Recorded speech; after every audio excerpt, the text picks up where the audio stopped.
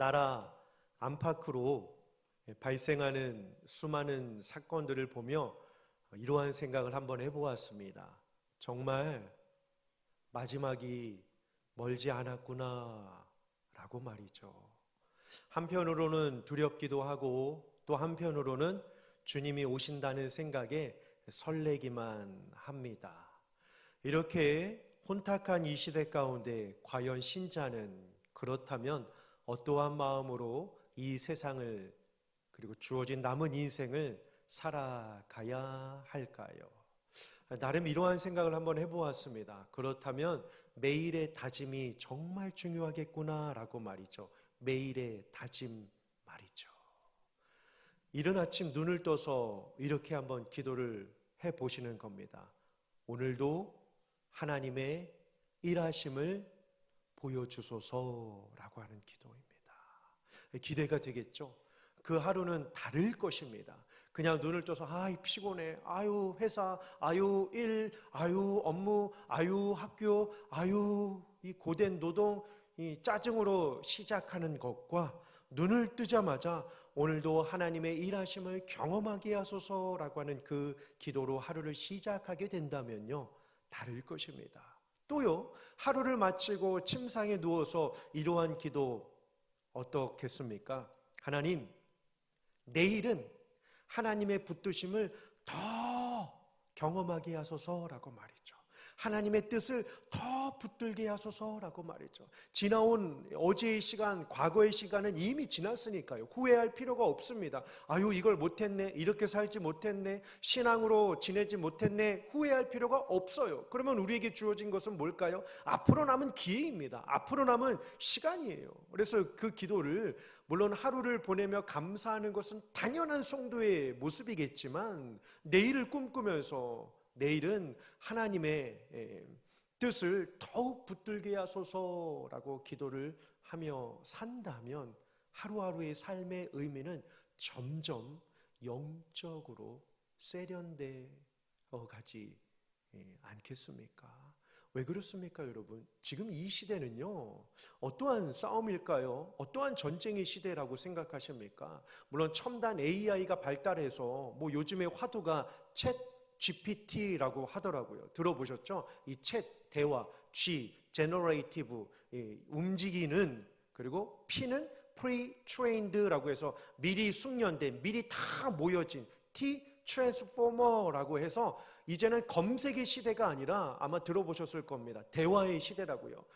지금은 뭔가 궁금하면 인터넷 창을 열고 검색을 하지만 지금 이 시대는요, 여러분, 챗 GPT라고 하는 이 앱이 전 세계적으로 발달이 되어서 휴대폰 하나를 딱 들고 나서 예를 들면 나에게 100단어를 가지고 대한민국의 역사를 알려줘. 그러면 그 시스템이요, 한치의 오차도 없이 100단어를 가지고서 대한민국의 역사를 총망라해서 일목요연하게 준다고 합니다. 그러니까 이게 화두가 됐던 거죠.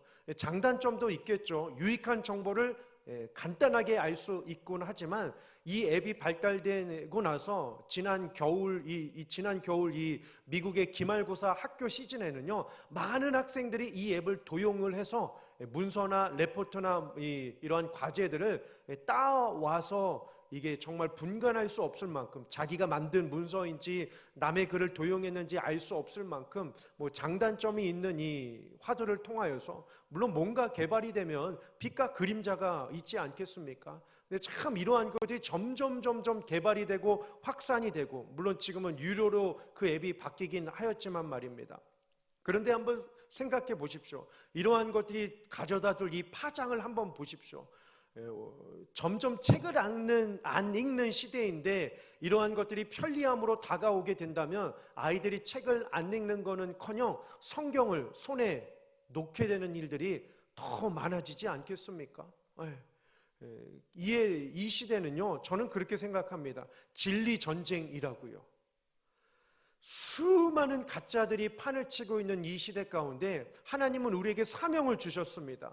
이 말씀을 붙들고 복음을 잘 간직하며 이 진리의 십자가의 길을 걸어갈 수 있도록 어떻게 해서든지 우리 한 사람을 통하여 일당백을 감당하며 우리를 통하여 수많은 사람들이 하나님 나라를 보며 하나님 나라를 꿈꾸며 하나님 나라의 주역이 되게 하기 위하여 우리에게 먼저 복음을 주셨단 말입니다. 그런데 이 상황 속에서, 이 현실 속에서 주어진 소명을 우리가 깨닫지 못하고 그저 하루를 그냥 다람쥐 쳇바퀴 돌듯이 살게 된다면 이 얼마나 아깝겠습니까? 단 한 번뿐인 그 인생 속에서 하나님이 내게 기대하시는 것이 있는데 그것으로 살기는커녕 내가 만들고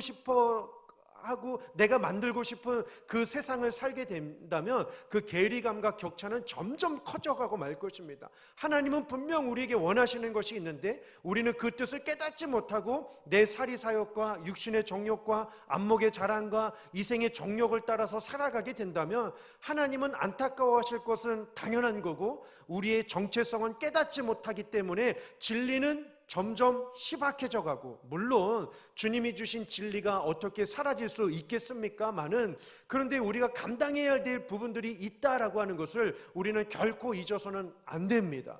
왜 그럴까요? 예수님이 그것 때문에 오셨기 때문입니다. 여러분, 예수님이 왜 이 땅 가운데 오셨습니까? 예수님이 어느 날 대제사장적인 기도를 하는 장면을 이 제자들과 무리들 앞에 보여주시게 됩니다. 하나님 앞에 간절한 기도를 드리는데 제자들과 무리들이 예수님이 이 땅에 왜 오셨는지를 밝히는 그 기도를 듣고서 제자들의 마음에 일대 변혁이 일어나게 됩니다. 그 기도가 바로 무엇이냐면 요한복음 17장 17절에 예수님이 이러한 기도를 하십니다. 화면을 한번 보실까요? 다 함께요. 시작. 그들을 진리로 거룩하게 하옵소서. 아버지의 말씀은 진리니이다. 아멘. 이 진리를 보여주시기 위하여, 진리를 증거하시기 위하여, 진리가 아버지의 것임을 확실하게 밝혀주시기 위하여 그 선한 영향력을 넘어서 복음의 영향력을 끼치시기 위하여 예수님께서 이 땅 가운데 오셨습니다. 이 중요한 핵심입니다.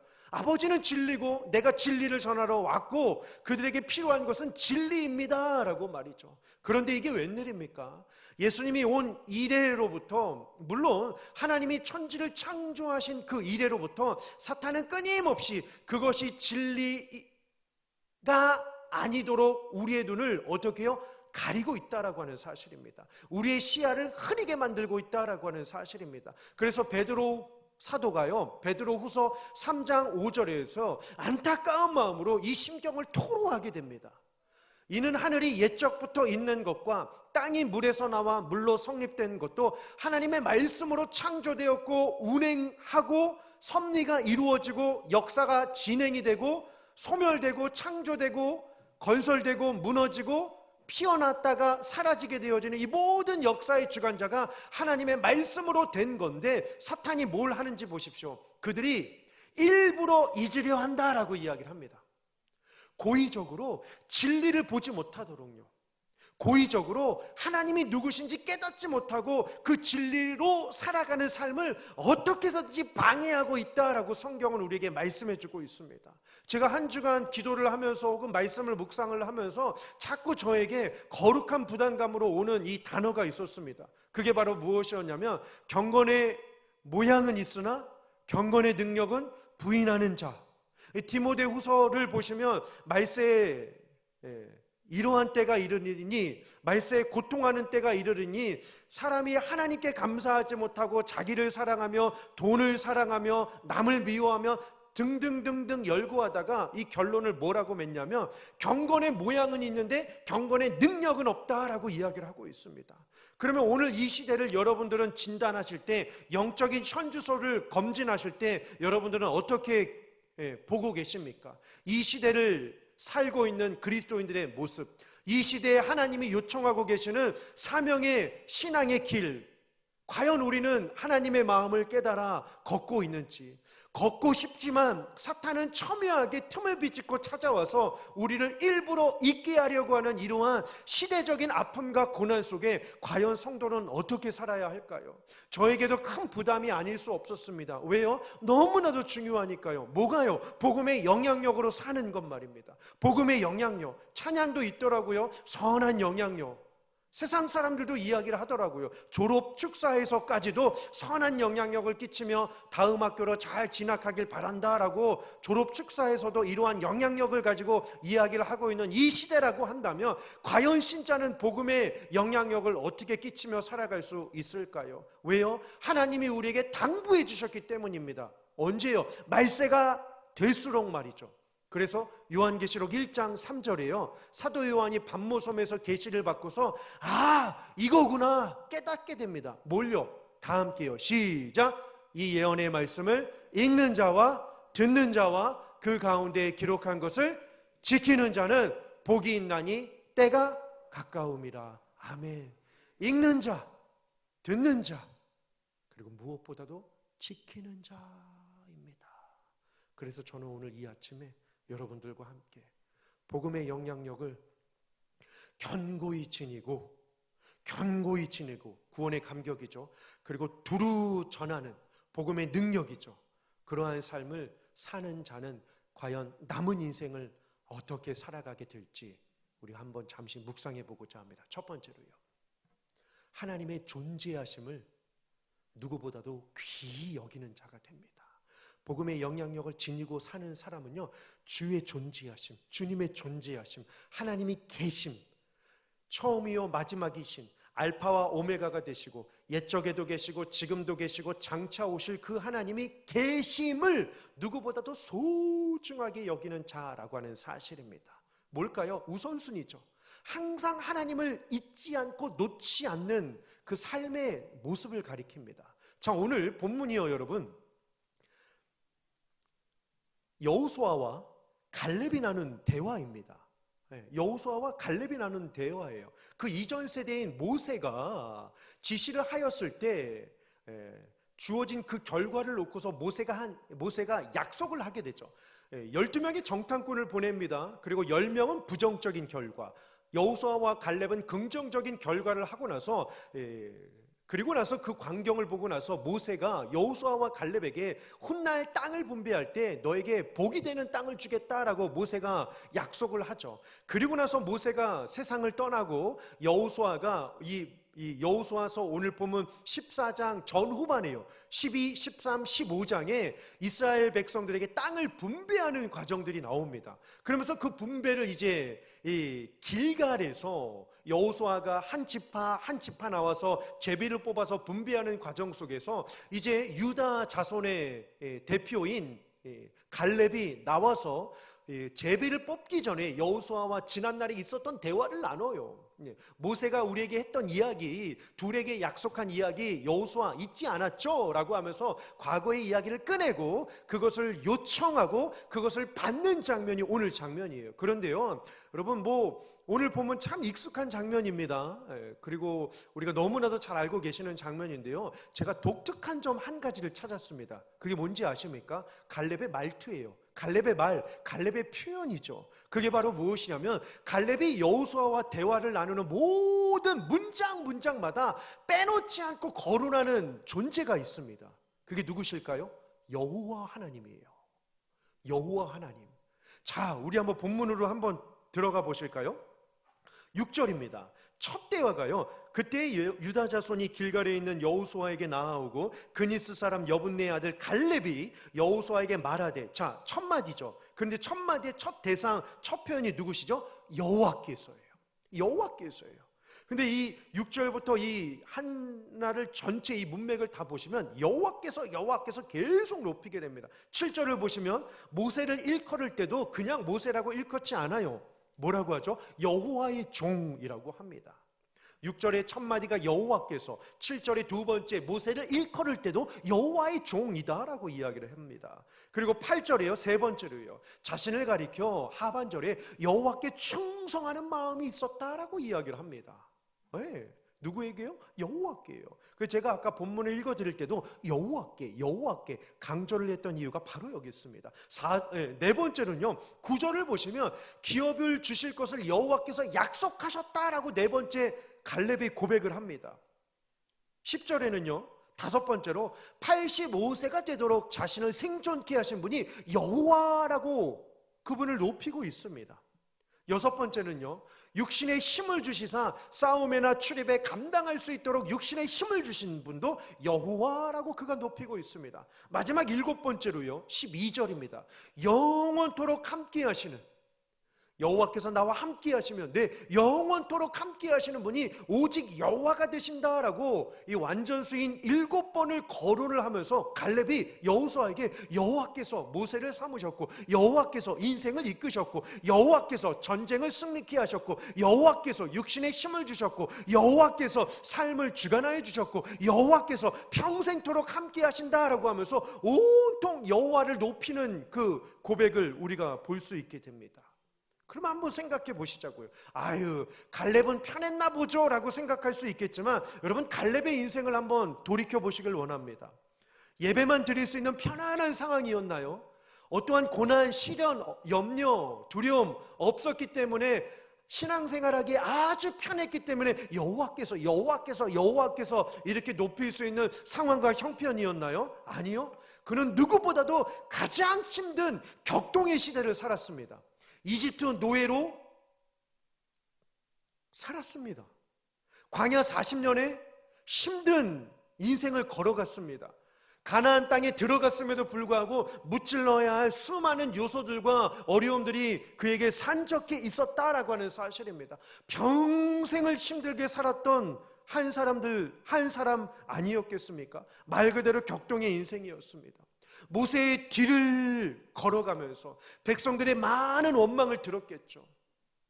혹은 모세가 하는 그 방법을 보면서 저게 과연 될까라고 하면서 두려움을 갖기도 하였을 것입니다. 여러분 잘 아시는 장면, 이스라엘 백성들이 홍해를 건너갑니다. 모세는 어디 있죠? 홍해 앞에서 지팡이를 들고 서 있었습니다. 백성들은 뭘 하고 있었죠? 이제 우리 죽었다. 이게 뭐냐? 애굽에서 죽었으면 묘지라도 있었을 텐데 물에 수장되는 건가? 아니면 저 애굽의 병사들의 칼과 창에 찔려서 죽고 마는 건가? 원성이 자자했습니다. 불평불만이 자자했다라고 하는 사실입니다. 그러면 그때 갈렙은 뭘 하고 있었을까요? 숨어 있었을까요? 아니면 여호수아에게 모세에게 이건 어려울 것 같아요. 다른 길을 모색해 봅시다. 이건 내 경험으로 도무지 안 됩니다 라고 하면서 모세의 옷자락을 붙잡으면서 내려오라고 그를 당겼을까요? 아니요. 제가 갈렙이 등장한 성경 구절을 이 한 주간 다 찾아봤는데요, 참 재미있게도요, 민수기 13장 30절에요 이러한 기록이 있습니다. 갈렙이 모세 앞에서 백성을 조용하게 하였다라고 말이죠. 누가요? 갈렙이요. 모세 앞에서 불평불만하고 있는 백성들을 조용하게 하였다라고 이야기를 하고 있습니다. 불평불만이 자자하고 있었습니다. 모세는 앞에서 두려웠지만 지팡이를 들고 서 있었다고요. 이 소리를 내고 안 된다고 불평하고 있는 이러한 모든 불만의 소리들을 누가 잠재우고 있었을까요? 갈렙이요. 상상해 보십시오. 뭐라고 했을까요? 하나님이 함께 하신다고, 하나님이 기적을 베풀어 주신다고, 하나님이 우리를 놓지 않으신다고, 하나님이 우리를 포기하지 아니하신다고, 하나님은 우리를 버리지 않는 사랑의 하나님이니까 우리 믿어봅시다, 우리 기다려봅시다, 우리 그 능력을 바라봅시다, 그 하나님을 의지합시다 라고 하면서 모든 사람들에게 찾아가 그 마음에 평안을 주고 그 마음에 위로를 주고 그 삶에 격려와 힘을 불어주었던 사람이 바로 갈렙 아니었을까요?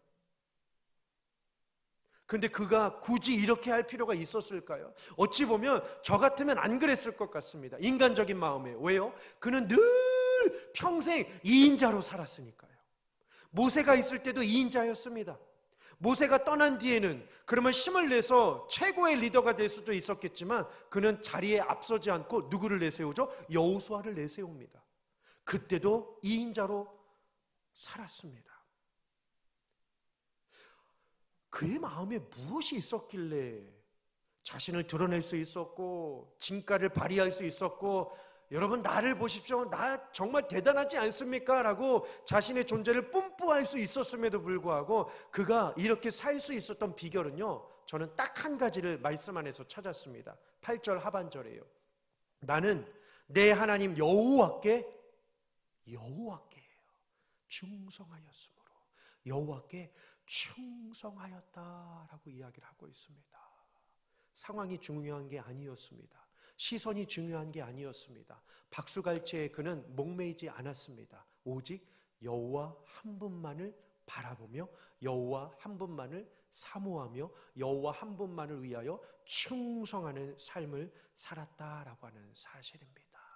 그러니 구원의 감격을 최고로 여긴 거겠죠. 그러니 복음의 능력 없이는 살 수 없음을 하나님 앞에 고백하며 하루하루 85세가 되었음에도 불구하고 그 길을 놓지 않을 수 있지 않았던 것 아니었겠습니까? 이어지는 두 번째입니다. 복음의 영향력을 가지고 사는 신자의 삶은요, 바로 이거죠. 하나님의 일하심을 귀하게 여기게 됩니다. 무엇보다도 누구보다도 하나님의 일하심을 신뢰하며 산다라고 하는 사실이죠. 자, 이스라엘 백성들이요, 오늘 본문을 보니까 이 첫 구절에 가데스 바네아에서 모여 있습니다. 왜 그럴까요? 이제 가나안 땅에 들어가야 하는데 그 땅이 어떠한지 우리가 좀 보자라고 할 때 모세가 동의를 하죠. 그래서 각 지파마다 한 명씩 뽑아서 총 12명의 정탐꾼을 뽑습니다. 그리고 나서 40일 동안 가나안 땅을 두루 다니게 하죠. 그리고 나서 40일이 지나고 난 뒤에 그 12명의 정탐꾼이 돌아왔습니다. 그런데 돌아올 때 그들이 뭘 가지고 오냐면 민수기 13장 23절을 보게 되니까 에스골 골짜기에서 3개를 가지고 와요. 포도송이와 석류와 무화과를 가지고 와요. 그런데 이게 웬일입니까? 포도가 엄청 큰 거예요. 얼마나 컸던지 장정 둘이서 그 포도 한 송이를 나무에 매어서 그 한 가지를 들고 왔다라고 성경은 기록을 하고 있습니다. 엄청나게 컸던 거죠. 그러니 이들이 얼마나 기뻤겠습니까? 이 척박하고 광활한 땅이지만 하나님께서 예비하시는 여호와 이레가 있구나라고 하면서 그들이 길을 정탐을 마치고 돌아왔단 말이죠. 이 갈렙도 그 정탐을 간 사람들 가운데 한 사람이었습니다. 그런데 여러분 보십시오. 정탐을 갔다고요. 40일 동안 숨기도 해야 했고 또 가면도 써야 했겠죠. 위장도 해야 했겠고, 혹은 남들이 다니지 않는 밤에 다녀야 했겠고, 많은 이 지역을 다녀야 하니까 40일 동안 뛰어다니기도 해야 했겠고, 밤을 지새우기도 해야 했을 것입니다. 그런데 여러분 잘 보십시오. 7절에요. 갈렙의 나이가 몇 세라고요? 40세래요. 고대 문헌을 보시면 정탐을 가는 나이는 15세 전후입니다. 당연하겠죠. 민첩성이나 순발력이나 잠을 꼬박 지새우는 그러한 신체적인 조건은요, 40대가 좋겠습니까? 10대가 좋겠습니까? 말해봤자죠. 10대입니다. 10대.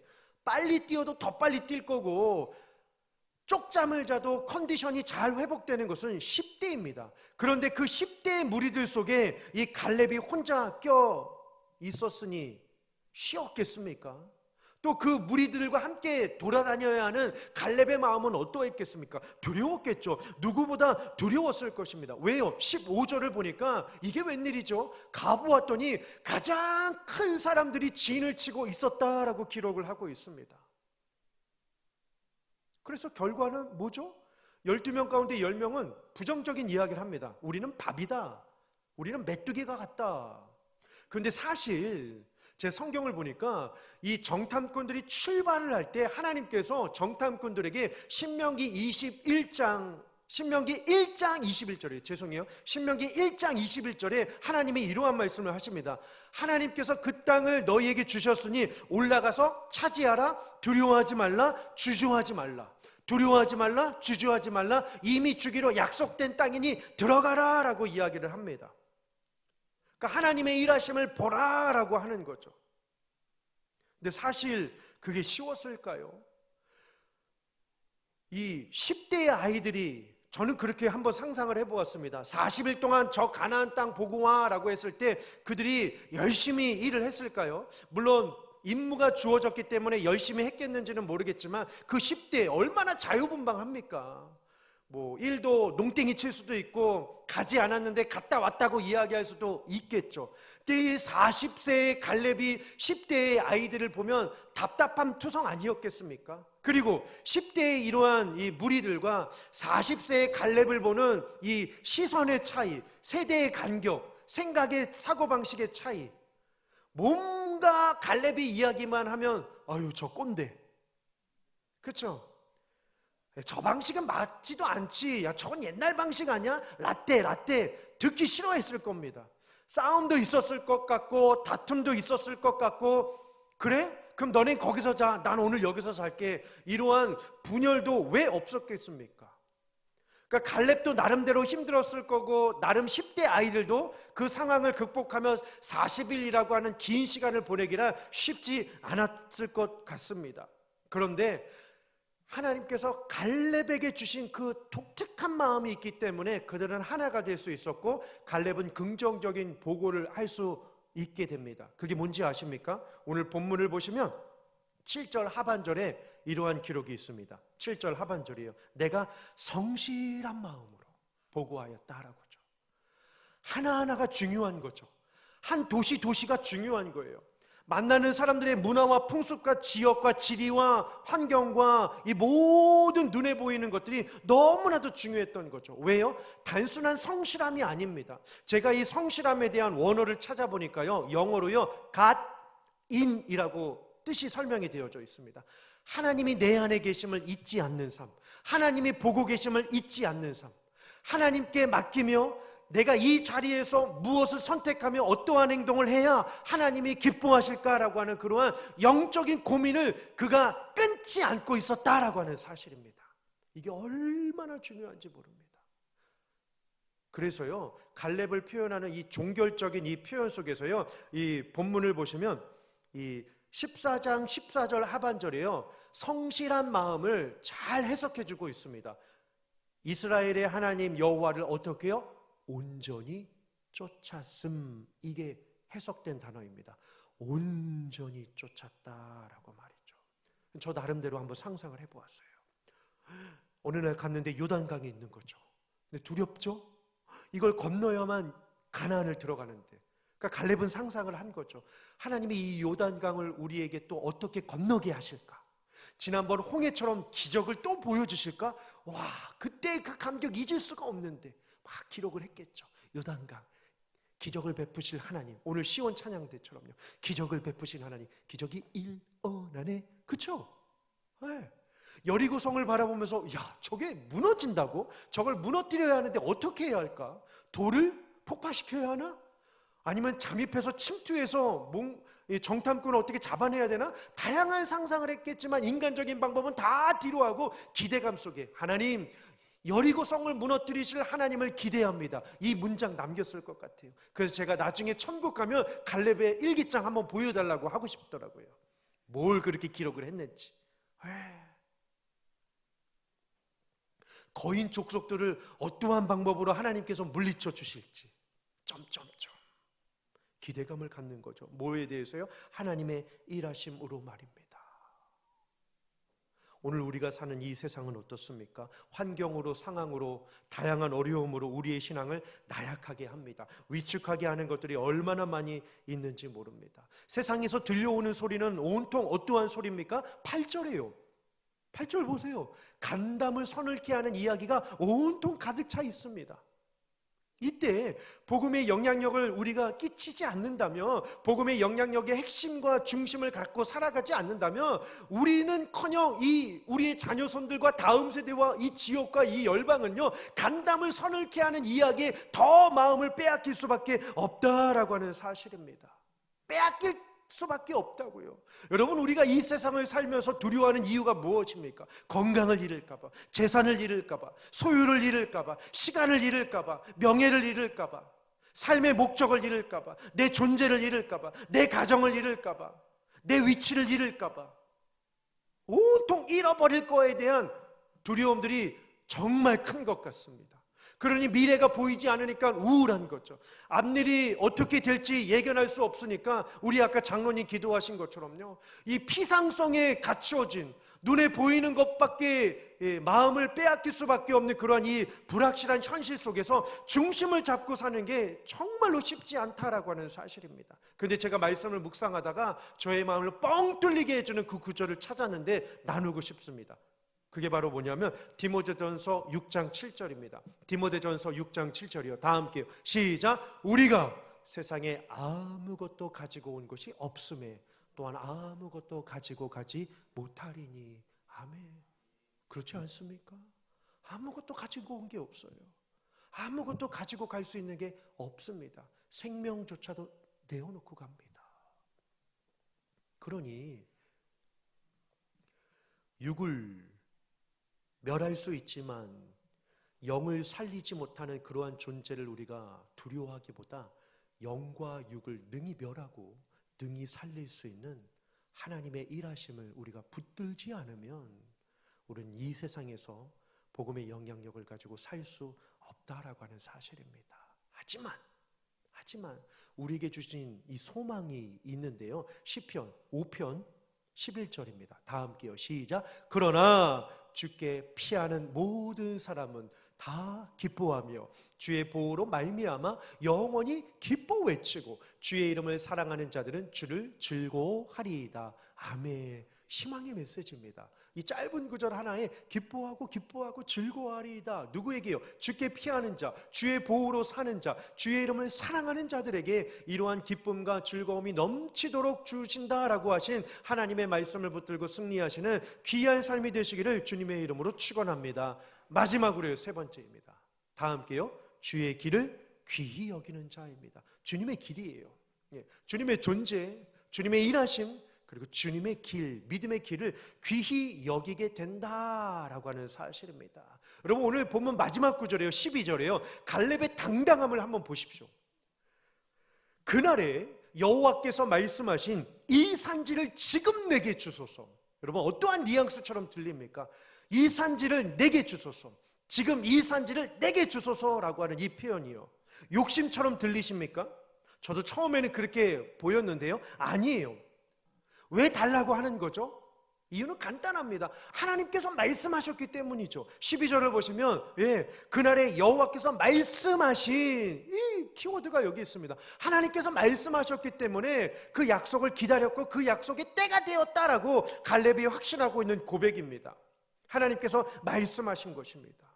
근데 잘 보세요. 어디죠? 이 산지예요.